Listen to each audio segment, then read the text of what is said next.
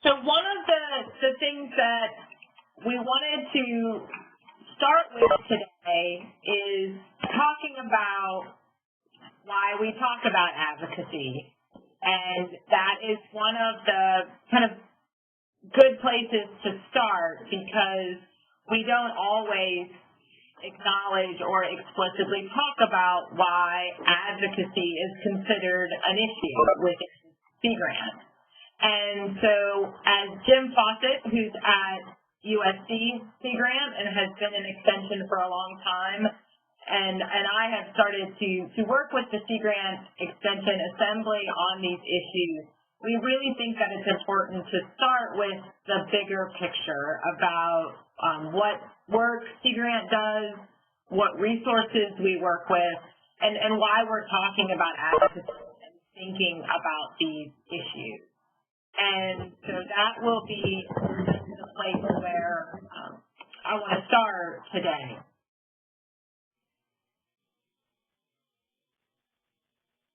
So one of the most important things to keep in mind with respect to our work within Sea Grant is that we are often dealing with public good. We are dealing with coastal resources and ocean resources. And so these are things that many of these are held in trust by the state and federal government for the entire public, for all U.S. citizens. And that means that everyone has a stake in the way that these resources are managed. And so whether we're talking about our public beaches, the ocean in general, or the resources such as the fish that live within these areas, everyone has a legitimate stake. And that's why it's important for Sea Grant programs to not take sides or to take positions. Because, for instance, if you side with parties who are interested in expanding aquaculture efforts, well, aquaculture, unlike agriculture on land, aquaculture happens on public property. It happens on submerged lands that are owned by the state and in coastal waters that are owned by the public. And so the policy issues are different, and there may be others who have legitimate interest in using particular areas that might be good for aquaculture, for instance, recreational boaters or commercial and recreational fishermen. And so those parties also have an interest in how those areas are used. And so it's important when developing programs and when engaging with stakeholders that Sea Grant is aware, or extension agents are aware of just the context in which they're working in and these public good issues that can arise.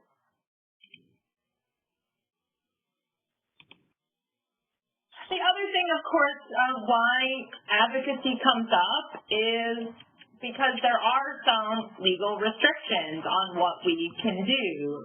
Sea Grant programs are federally funded or state funded. They're created by the grants that come from the National Sea Grant Office, which is part of the Department of Commerce. And there are some funding restrictions on what we can do with our federal and state funds. Some things are easy. For instance, lobbying. Lobbying is out. So we can't do that. You can't spend federal money on lobbying efforts. But lobbying is actually a very narrow set of activities.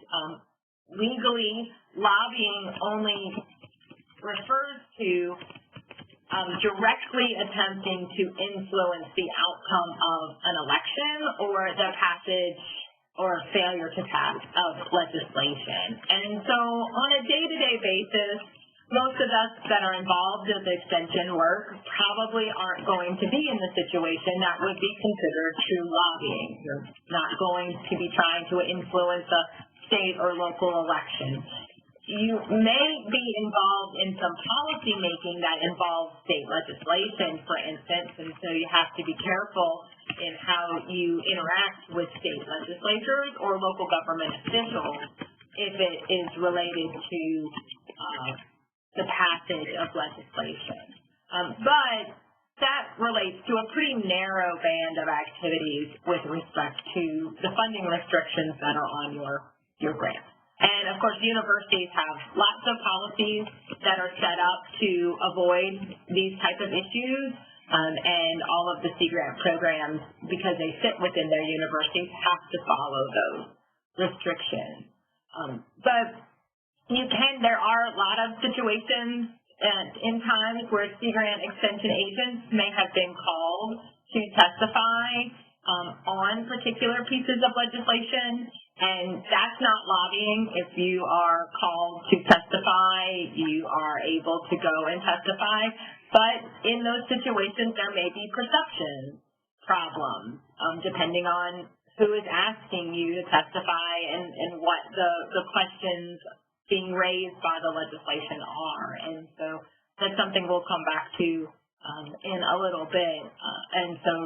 But just continue to think about the bigger picture behind some of these conversations. The other thing that is important to keep in mind that, issues with respect to advocacy usually come up the most when we are working at the science policy interface. And so I think here is a good time to think about what the difference between science and policy is. And science, as Jim Fawcett likes to say, is the is world. That's the way the world is. Whereas policy is the should world. That's the way the world should be, or the way we would like the world to operate. That's the policy that we want. And so scientific knowledge can inform policy making, and policymakers often look to science and technology to solve societal problems. But what is really important to keep in mind here is that science can't tell us what to do. No amount of science on climate change can really tell a coastal community about whether they should retreat from the coast. The answer about retreating from the coast is driven by what the community wants to look like, what their values are, how risk-averse is the community, how much risk are they willing to take to stay where they are. And so that gets you into that should world. What are their policies? And there are only a few rare cases where the scientific evidence is so overwhelming that it points in a clear direction for a community or an individual to move forward. And most of the time, there is conflicting studies, confounding data, and the picture is just messy. And then you throw in values and different social and cultural norms, and you just get a big muddy mix of pressures on the decision makers and the policy makers in a particular area. And so advocacy issues within Sea Grant can arise when we're working with communities at this interface. And a difference between advocacy is when you're working with the community and you're providing them with options. Maybe they've asked for different ideas about what they could do, and a Sea Grant program comes up with a number of potential recommendations based on science. So there may be 3 or 4 things that the community could choose from. That's an appropriate role. Then it's up to the community to choose how they want to move forward. We can't tell them how to do that. But if you are working with a community and you're only presenting one option, then you've already made the decision for the community. And in a sense, you become an advocate for that position. You've taken that choice away from the community. And sometimes it's hard to know where that line is, because communities often want to know what the answer is. They want someone else to make the decision for them. And so it can be really tricky working at the interface of science and policy, especially on hot button issues like climate change, or, a few years back on catch shares, or on turtle excluder devices. So Sea Grant's it's not new to be involved in controversial issues, and Sea Grant is often involved in controversial issues as a mediator. But there are appropriate roles and different ways to manage those interactions.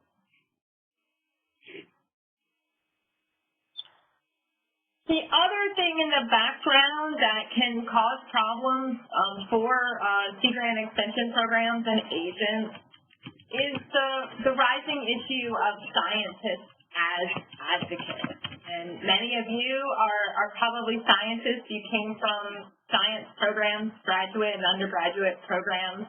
And at many universities, scientists are being trained to advocate for their science or for a particular issue, to be advocates, to get the word out there in the media and to convince people that there are problems.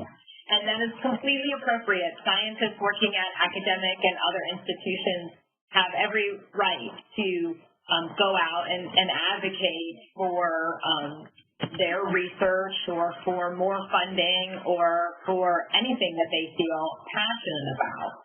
But what Sea Grant agents need to be aware of is if you're working with a scientist, if you're inviting them to present at a workshop or you're inviting them to serve on a planning committee, are they acting as advocates in that role, and is that something that the Sea Grant program needs to be concerned about? And it's important to know how that might be perceived by others who are engaging with Sea Grant.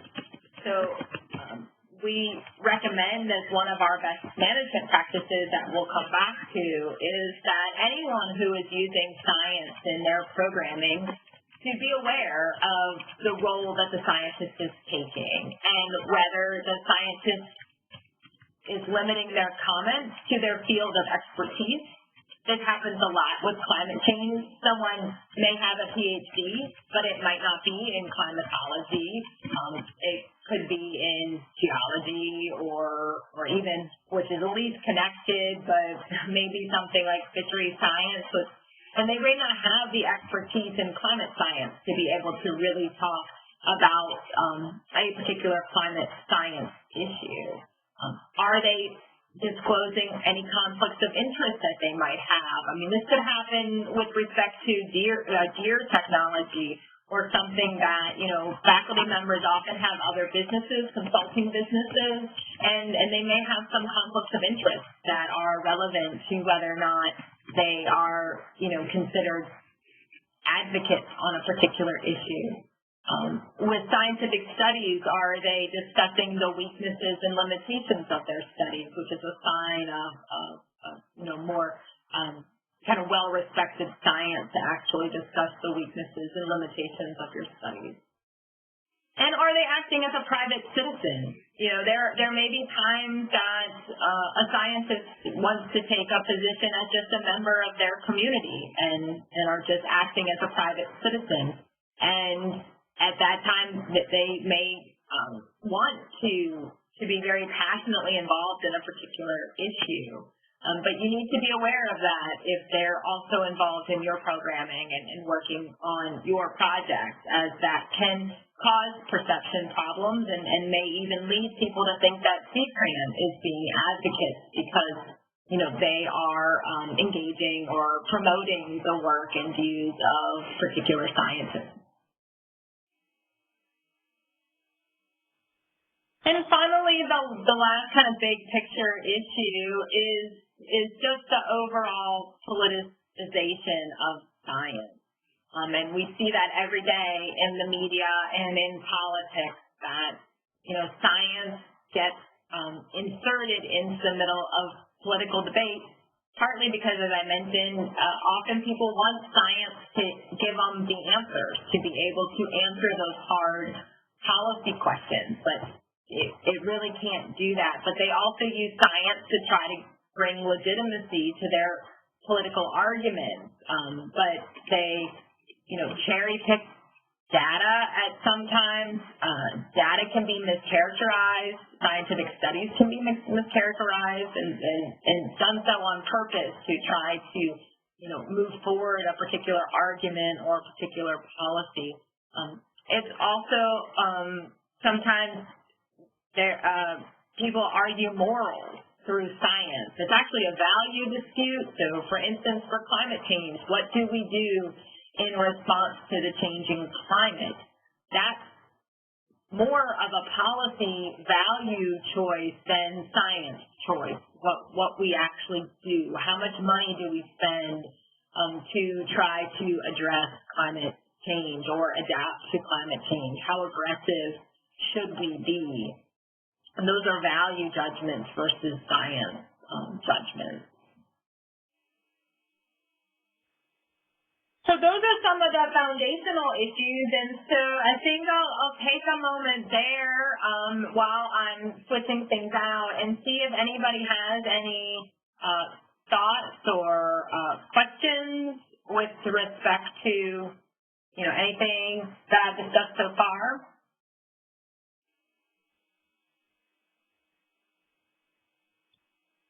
No. Good. It's hard listening to everything. And so I wanted to then switch, and this is kind of the longer presentation that has been developed in collaboration with the Sea Grant Assembly for the Academy.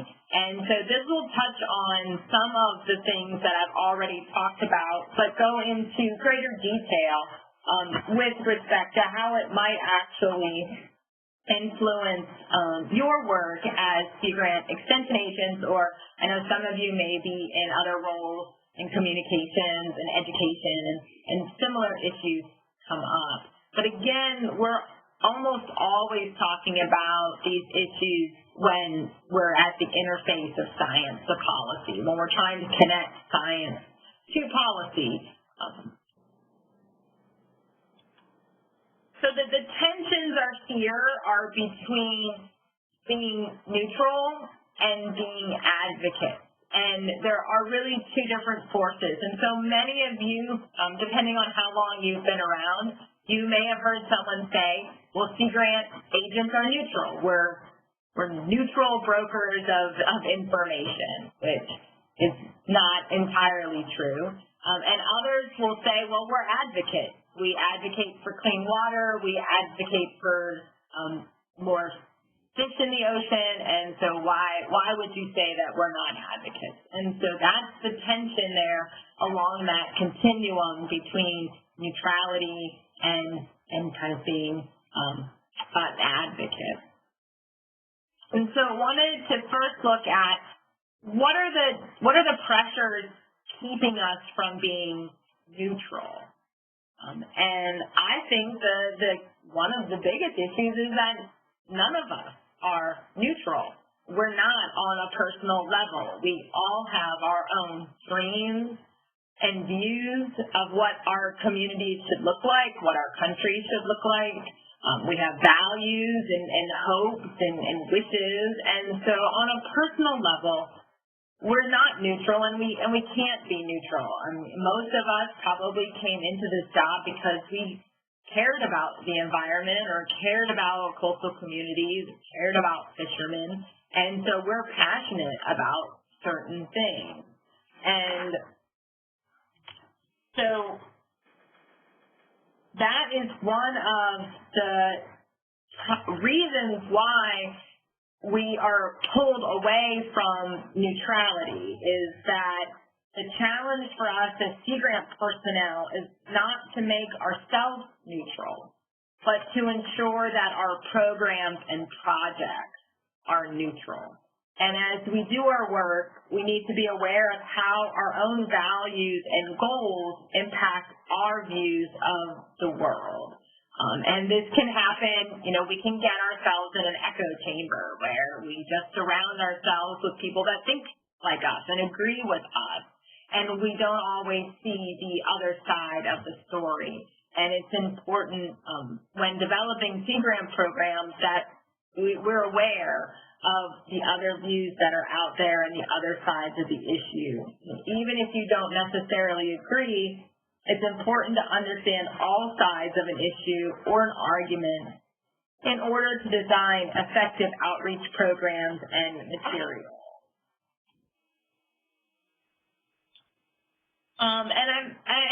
I mentioned this before and talked about a little bit about science not being able to tell us what to do. And that's another reason why it's hard to stay neutral. Science doesn't make the decisions that communities need to make any easier. It simply gives them more information upon which to base their decisions. So information that may or may not point in particular directions. And as the slide suggests, facts, data, and knowledge do not equal the answer. And that's because values impact the ultimate decisions we make as individuals, communities, states, and nations. And so science can only inform decision making. It can't actually make a policy decision. And so as I had mentioned before, the case of sea level rise, let's say we knew for sure that sea levels would rise 5 inches in a particular coastal community. How does that information really help? Well, at least the community now knows what to expect. They have something solid to guide their planning decision. But it doesn't tell them what to do. So should they raise awareness of the threat, encouraging property owners to take individual responsibility for risk management? Should they put public money towards infrastructure improvements? If so, how much and what should the improvements be? Or should they more aggressively regulate activity on private land to force people to address the threat? And before a community can decide what to do about sea level rise, they need to figure out a lot of things about their community, such as how much risk are they willing to accept? Maybe the community wants to roll the dice and deal with the results, and deal with the consequences as they come. Some people live riskier lifestyles than others. They need to come to terms with what they want to look like in the future. Does the community want an active beachfront with boardwalks, shops, and restaurants? Maybe that's currently the primary economic engine in the community and they can't afford to let it go. If the community is small or tight-knit, there may be some values based on religious beliefs, for instance, that need to be taken into consideration. And for these reasons, I suspect that it can be frustrating for our stakeholders when Sea Grant hides behind the science. If you go into a community and say, well, I'm just giving you the facts, that's all I can say, just the facts. Ultimately, the decision is theirs to make, but we need to recognize that they are looking to us for more than just the facts.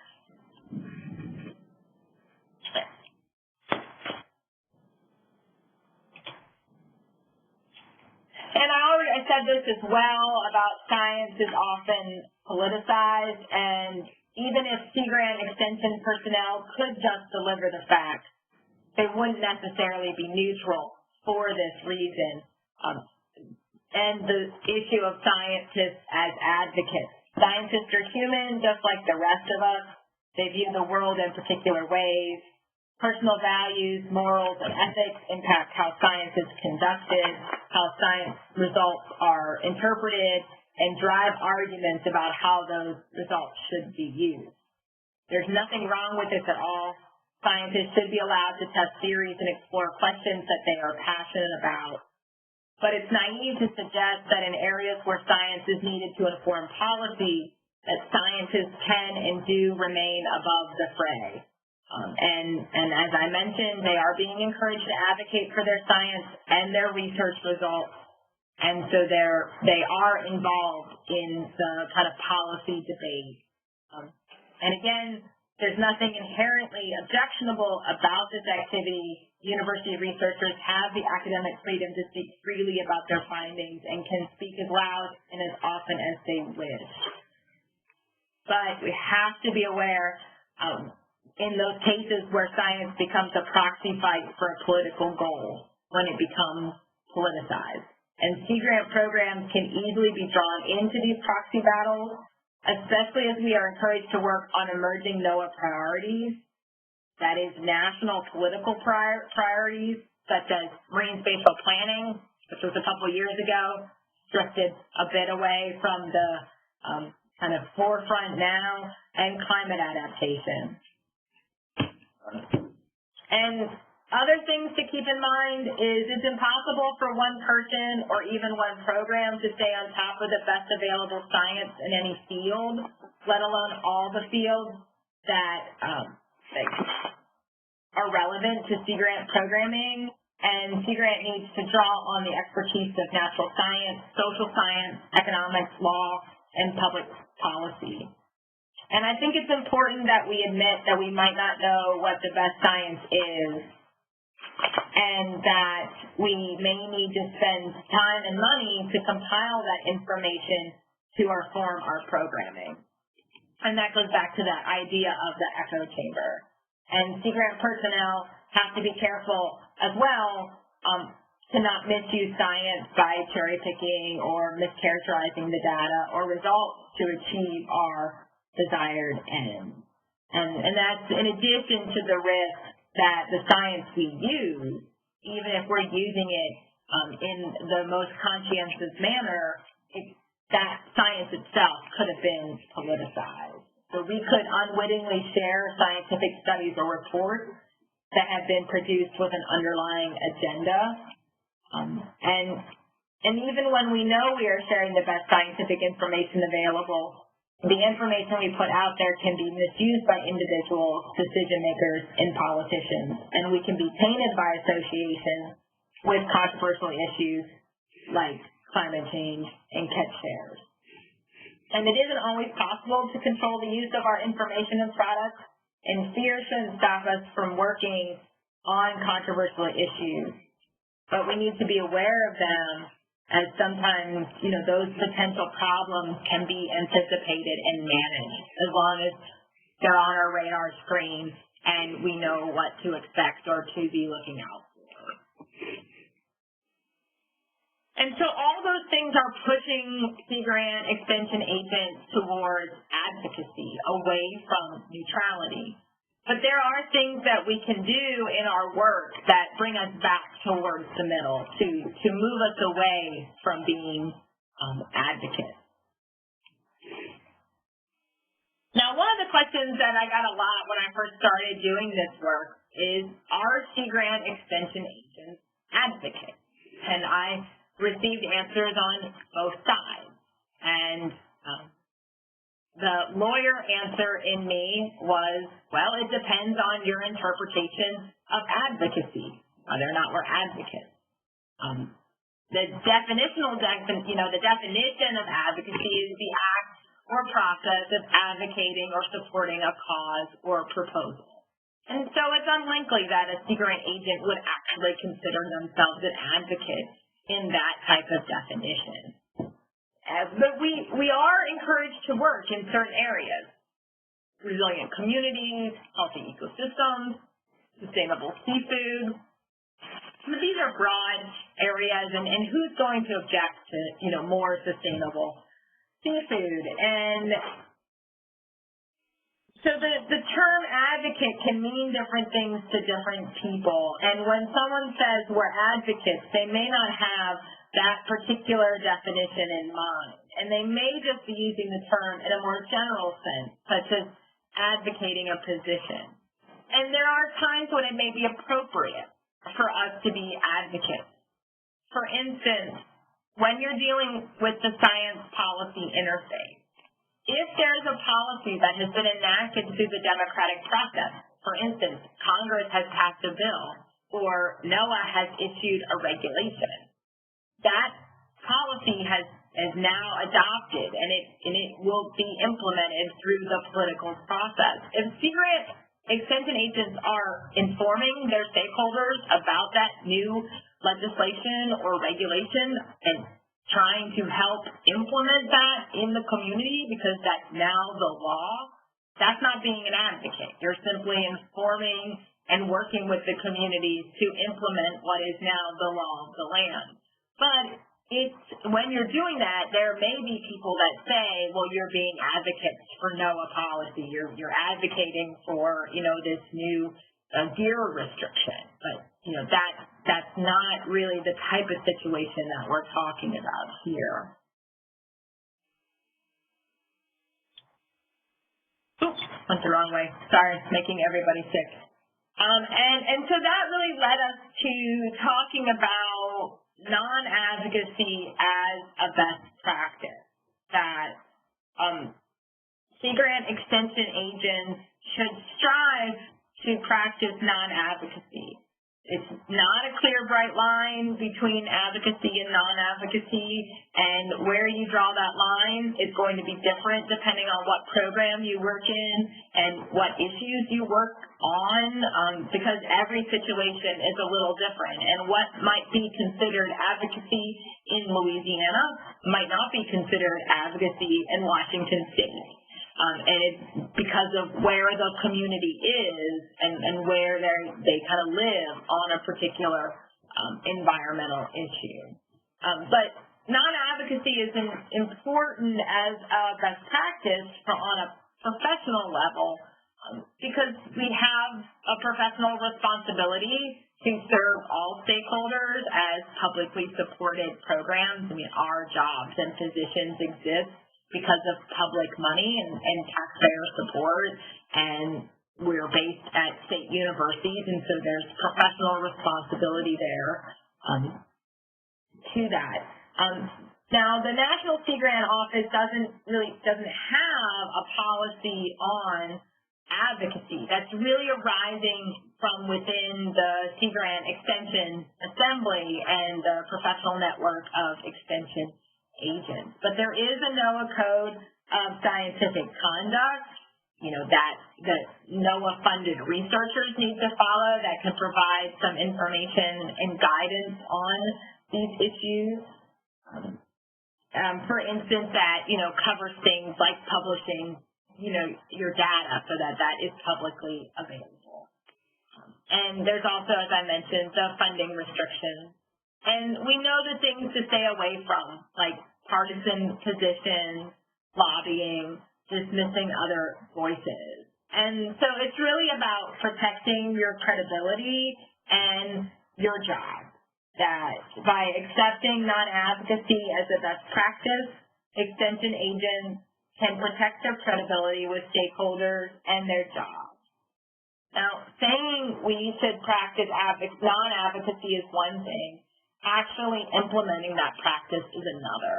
And that's why I say that there really isn't a clear answer or bright line. And Tim Foster and I really feel like we need to talk about it more, that we need to encourage discussions about these issues, share experiences, share case studies when these types of issues come up in our work and our programs so that we all feel a little more comfortable trying to figure out where the boundaries are, where are the lines that can't be crossed, and what do you do in situations where things are a little more fuzzy.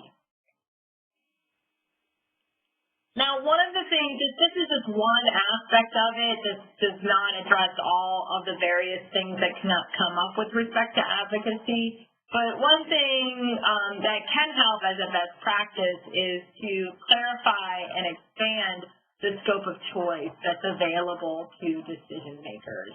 In times when there isn't a lot of value consensus and high uncertainty, then, being able to place scientific understandings in context for our stakeholders, providing alternative possible courses of action and what might happen from those different courses of action, and the desired outcome can really help stakeholders choose the path forward. And as I mentioned before, if we only present them with the policy option, with one policy option, then we're making the decision for them. So it's really about clarifying the information and expanding the scope of choice available to the groups that we're working with.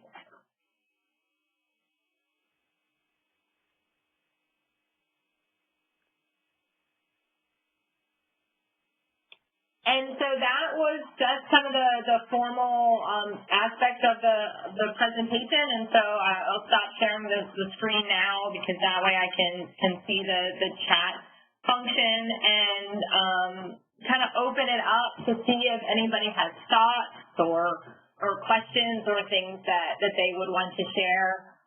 I know that during the session that we would have had at the Academy, it was going to be much more based on discussion, and that won't really be possible as much today. But I did want to open it up and just see, if you guys had questions, if things had come up in your work, or if you just had thoughts to share.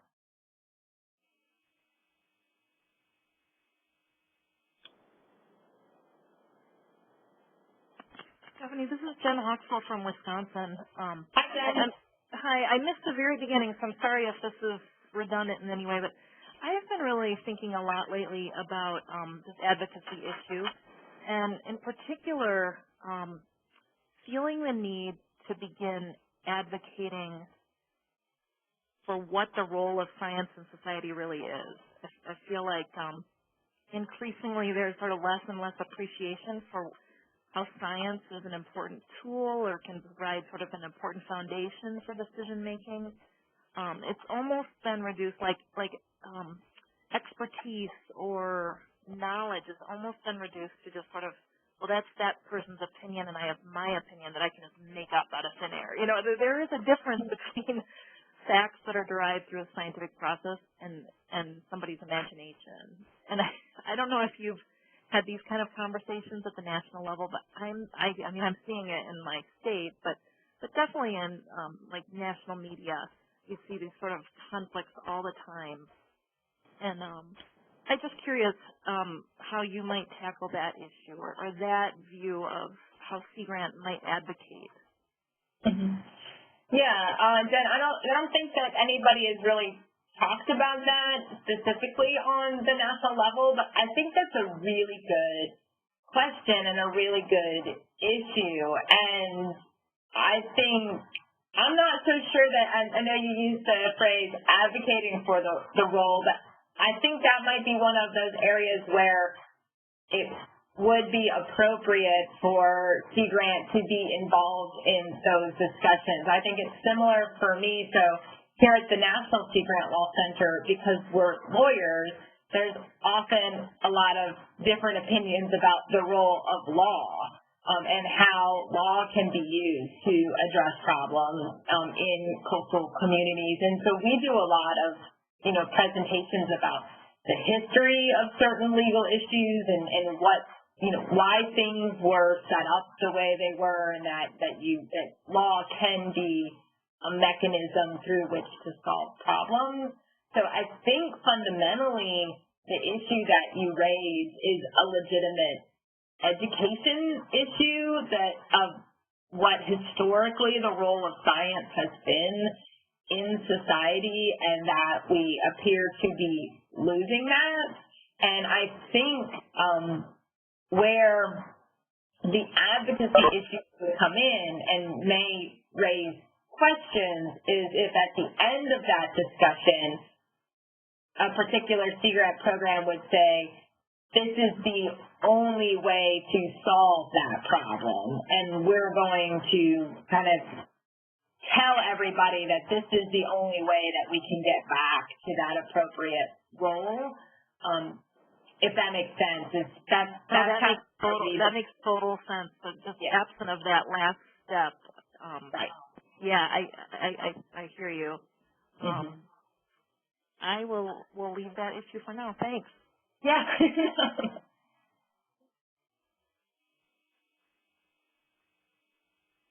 Anybody else?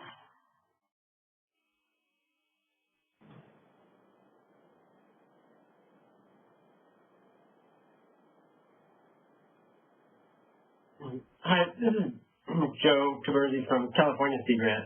Hi, Joe. Hi. I brought this up at the Academy back in March, but I, through Marine Protected Area Monitoring, ran across a site that has been protected by virtue of being held as private property, but is about to be open to the public, and it has a huge amount of large abalone that are almost certain to be wiped out unless some sort of protection is put in place. And this scenario has played out before, and the California Fish and Wildlife Commission failed to do anything to protect it, and it became this example of basically a marine protected area in reverse. See what happens when a protected area is all of a sudden subjected to intense fishing pressure. And the sort of input I got, and it seems wise to me when I brought this up at the Academy, was that maybe the best thing to do would just to be to potentially write an objective article for local news and others, just to sort of say this is what the science says. There's the scientific literature on what happened at this previous place, and it's likely to happen in this new spot. But I don't know what your thoughts on and anyway, there are good scientific reasons why putting into place some protections for this area would be useful and valuable.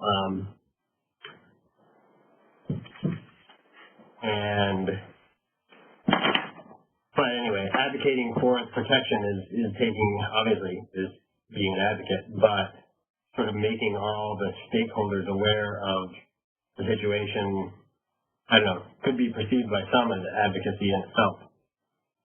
Yeah, absolutely. Yeah, I mean, those situations are very tricky, especially if, an agency has already decided to take some sort of action. I mean, I think there's probably ways that you could approach that to get information out that kind of manages some of the more like red flag type advocacy issues. I mean, first of all, abalone are protected resources, and so if there are actions being considered that could threaten that, the kind of federal policy is that abalone shouldn't be threatened. I mean, they're endangered species, or California protects them.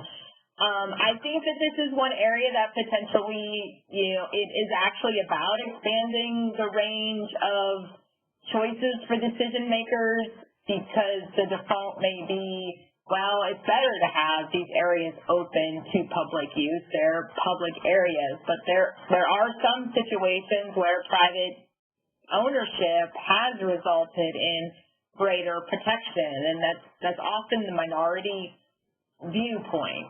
Is it's not usually considered the best way to manage our public resources. So I think, potentially doing something that has a more objective historical view, that maybe talks about more than just that particular site, but maybe has a couple different case studies just to, raise the potential issue of this is a potential outcome of the policies under consideration, and there may be a couple other ways to deal with the situation that decision makers can consider.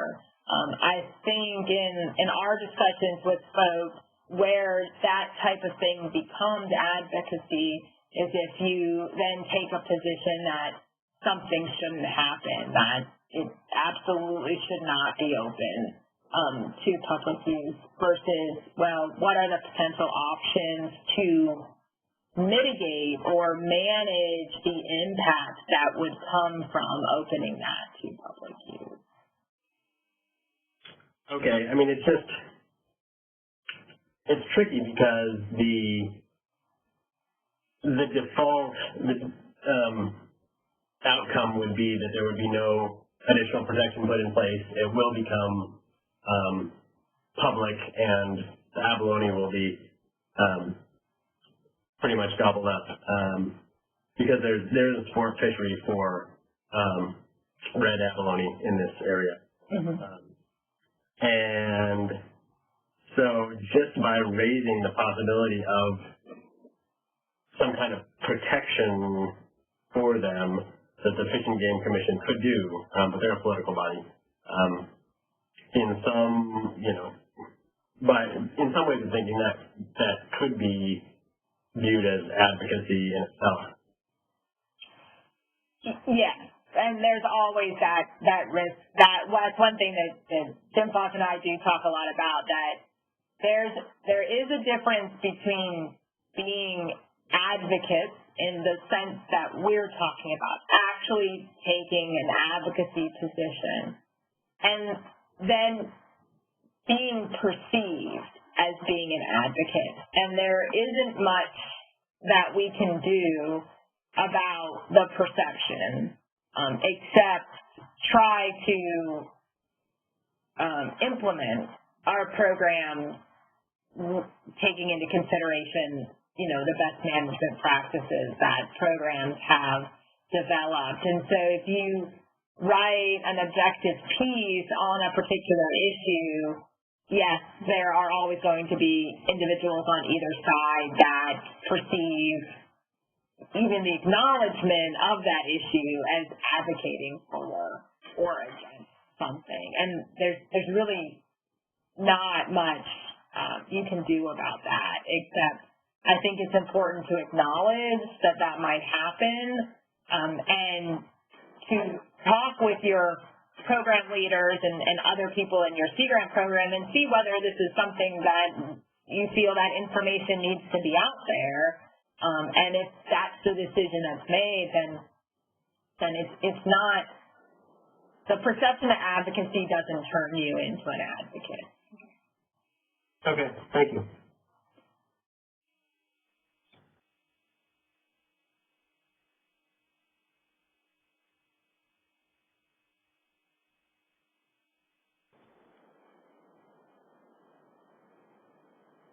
Other thoughts, questions, comments?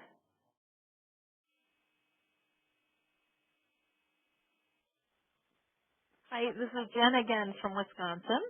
I was thinking about one of my real passions in this job is trying to bridge the gap between science and end users, and really using we've got a strong incentive for people to do that through the grants program, right? I mean, make efforts toward bridging that gap, the requirements and proposals that are being developed, and we could ask them to prove it through their, through the reporting that they do and that kind of thing. So that's one of our real passions here at Wisconsin Sea Grant. I think everybody in the Sea Grant network probably shares that passion. So we're sort of trying to move from just sort of applied science to more actionable science.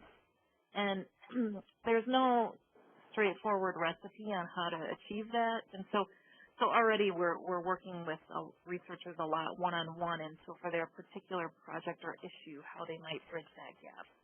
But there are some common elements that I think cross most projects, and a lot of it is about developing relationships with stakeholders and end users and conversations that happen throughout the lifetime of a project. So even if people are proposing ideas, it would be, I think, if we wanted to achieve this goal, advantageous if they were working with end users as they're developing ideas, to make sure that the research questions they are going to propose to ask actually matter to an end user, that the approach they take something that an end user would trust, that the products that they come up with at the end of their project are something that would actually be useful to somebody. So I guess this isn't appropriate for every single research project, but in general, the sort of idea we're trying to push.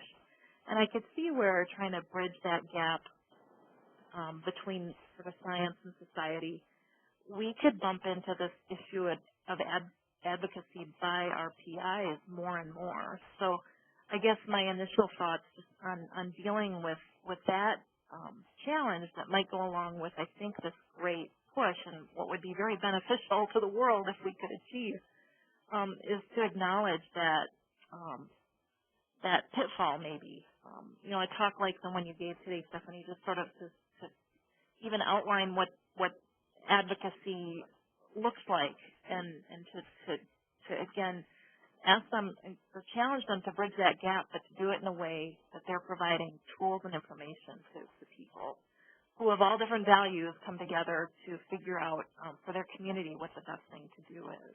And again, I didn't know if you or others had any thoughts on this issue or sort of this initiative that we're taking up, and some of the, I guess, the good things about it and some of the pitfalls you see with regard to advocacy.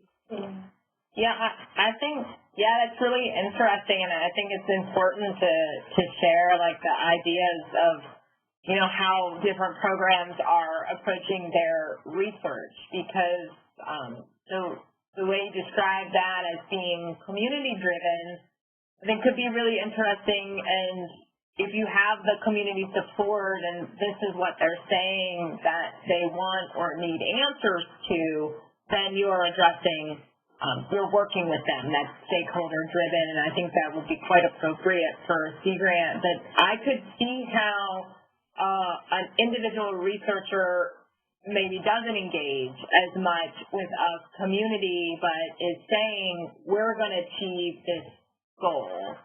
And then they go into that research project with that in mind, that I'm going to achieve this goal, and what they present to the community is pretty one-sided because they want to achieve something, and so they may only present the information that makes that look like, oh, this is the scariest thing ever, and we've got to deal with it right now, so I can check that box.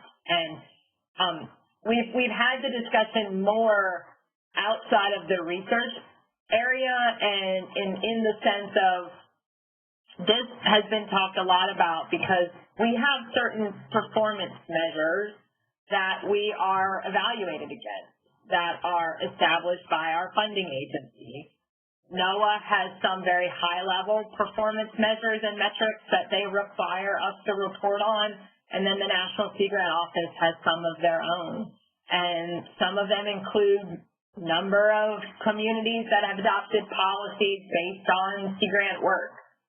It's very easy to get drawn into advocacy issues when you're looking at trying to achieve those type of performance measures. And I know the Sea Grant Extension Assembly and at other academies and at Sea Grant Week, where Jim Fawcett and I presented a version of this, we talked a lot about that and how we have to be careful that we're not implementing programs and driving communities to a certain outcome because we're hoping to check that box on an annual report.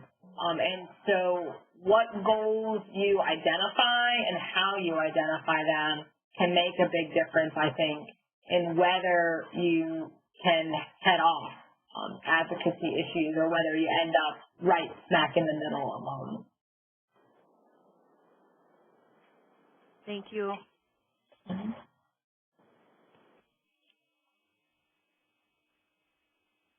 Okay. So we're right about at an hour. We have about another 5 minutes. Does anybody else have any questions?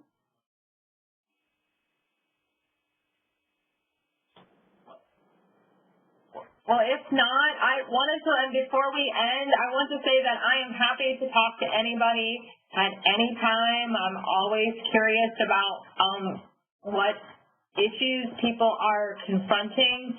Jim Fawcett and I are asked a lot to, update our material and to do presentations at various meetings, and so we're always looking for kind of what the issues that people are struggling with.